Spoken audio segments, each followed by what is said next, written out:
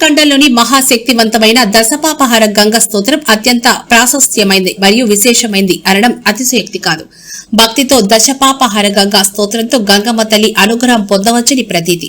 ఫలితంగానే కాలభైరవ స్వామి అనుగ్రహం ప్రార్థిస్తుందని శాస్త్రాలు ఘోషిస్తున్నాయి. కాశీఖండంలో శివుడు విష్ణుమూర్తికి గంగా మహిమకు సంబంధించి విడమర్చి చెప్పడం అనన్యం అనితర సాధ్యం అంటారు. కాశీలో తెలుగు వాళ్లు అధికంగా ఉన్నారు. వాళ్లకు అన్ని అష్టకాలు సైతం కంఠస్థం అనడంలో సందేహం లేదు. అయితే పాపాలను భస్మం చేసే అష్టకాల కన్నా మించిన కాశీఖండంలోని మహాశక్తివంతమైన దశపాపహార గంగా స్తోత్రంకు ఉన్న ప్రాముఖ్యత విభిన్నమైంది, ఆచరించదగ్గది, అనుసరించదగ్గది కూడా. కాశీకి వెళ్లి గంగానది ఒడిన మహాశక్తివంతమైన దశపాపహార గంగా స్తోత్రాన్ని పాటిస్తే పుణ్యఫలమని చెప్తారు. ఫలితంగా సమస్త పాపాల నుంచి విముక్తి కలుగుతుందని పండితులు సెలవిస్తున్నారు. గంగా స్నానంలో ఆచరించడమే కాకుండా ఓంకార ఖండం, విశ్వనాథ ఖండం, కేదారి ఖండం గురించి కూడా అవగాహన పెంచుకోవడం అనివార్యం. జాతీయ అంతర్జాతీయ స్థాయిలో అతి పెద్దదైన పుణ్యక్షేత్రంగా ప్రసిద్ధిగాంచిన కాశీలోని అన్ని దర్శనీయ స్థలాలకు వెళ్లడం ఈ జన్మలో సరిపోదనంటారు. ఎటు వెళ్లినా అక్కడ ఒక అద్భుతమే, ఒక విశేషమే అవుతుంది.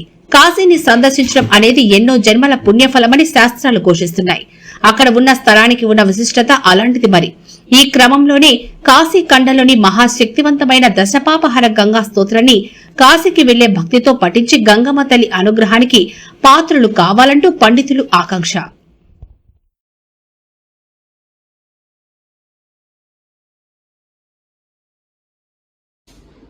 జై శ్రీరామ్. కాలభైరవ స్వామివారి అనుగ్రహంతో కాశీఖండంలో శివుడు విష్ణుమూర్తికి తెలియజేసినటువంటి గంగా మహిమను భక్తితో తెలుసుకుంటూ వస్తున్నాము. ఈరోజు మీకు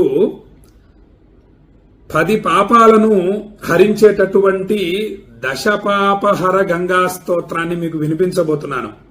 10 విధములైన పాపాలని భస్మం చేస్తుంది ఈ స్తోత్రం. చాలా గొప్పది. చాలా మందికి తెలియదు ఈ విషయం. ఇక్కడ కాశీలో ఉన్నటువంటి మన తెలుగు వాళ్ళందరూ కూడా ఈ స్తోత్రాన్ని పారాయణ చేస్తూ ఉంటారు.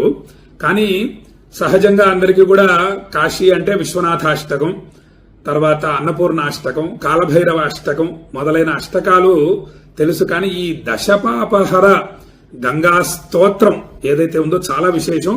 అసలు మనకు ఉండేటటువంటి ఆ 10 పాపాలు ఏమిటి, ఏ విధమైనటువంటి ఆ 10 పాపాలని భస్మం చేస్తుంది ఈ స్తోత్రం అనేటటువంటి విషయాన్ని తెలుసుకొని మనం ఈ స్తోత్రాన్ని భక్తితో విందాం. భక్తితో అత్యంత స్పష్టంగా నేను కాలభైరవ స్వామివారి అనుగ్రహంతో మీకు వినిపించే ప్రయత్నం చేస్తాను. మీరు కూడా శ్రద్ధగా వినండి.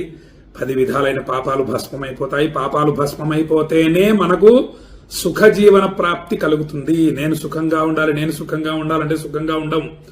ఆధ్యాత్మికం వైపు అడుగులు వేయాలి. ఆధ్యాత్మిక సాధనలు చేయాలి.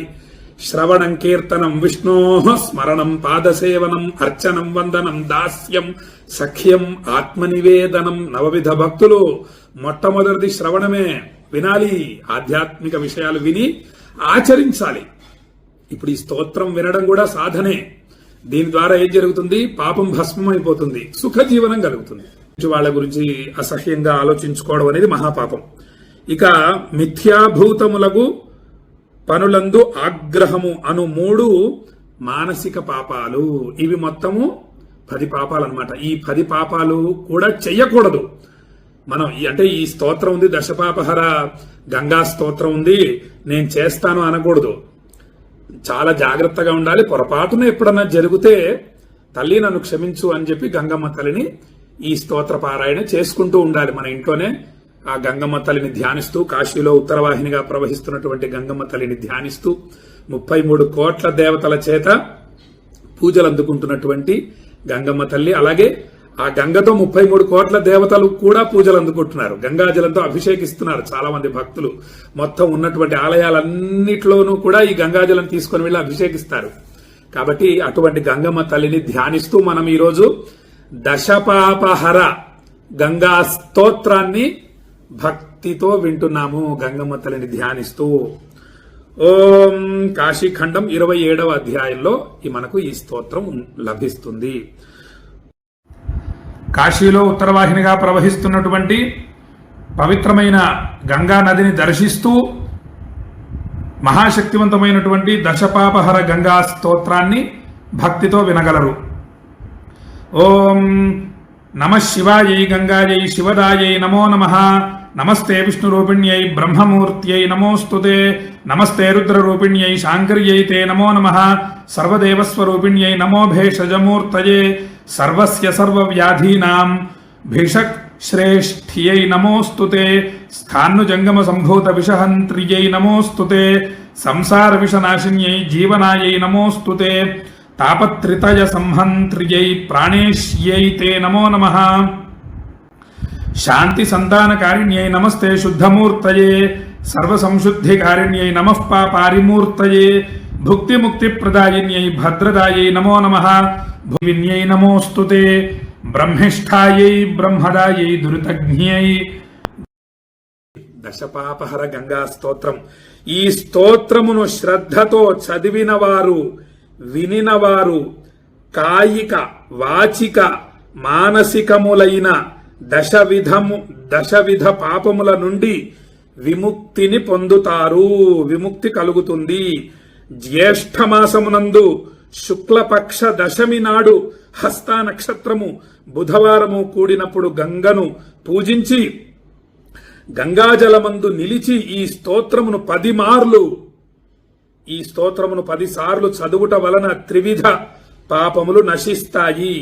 ఈ స్తోత్రమును వ్రాసి ఇంట్లో పెట్టుకోవటం వలన అగ్ని చోర సర్ప భయములుండవు.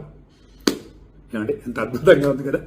మహాశక్తివంతమైందండి. కాశీఖండాంతర్గతమైంది. అద్భుతం. అజ్ఞానం భవతి శతాయు పురుషేంద్రియ ఆయుష్యేవేంద్రియే ప్రతిష్టతి. కాశీ అన్నపూర్ణ విశాలాక్షి సమేత విశ్వేశ్వర స్వామి సంపూర్ణ అనుగ్రహ ప్రాప్తిరస్తు. ఆయురారోగ్య అష్టైశ్వర్యాభివృద్ధిరస్తు. మనోభీష్ట సిద్ధిరస్తు. వీలైనంత తొందరగా మీరు కాశీకి వచ్చి గంగా స్నానం ఆచరించి ఈ యొక్క దశపాపహర గంగా స్తోత్రాన్ని భక్తితో గంగా నది ఒడ్డున నిల్చొని లేదా గంగలో నాభి వరకు నిల్చొని ఈ స్తోత్ర పారాయణ చేయపోతాయి. అటువంటి గొప్ప క్షేత్రం కాశీ నుండి భక్తులందరినీ ఆశీర్వదిస్తూ ఈ వీడియోని పంపించండి అందరికీ మరీ కోరుతూ సెలవు తీసుకుంటున్నా. జై శ్రీరామ్. విశ్వనాథాయ మంగళం, విశ్వనాథాయ మంగళం, విశ్వనాథాయ మంగళం.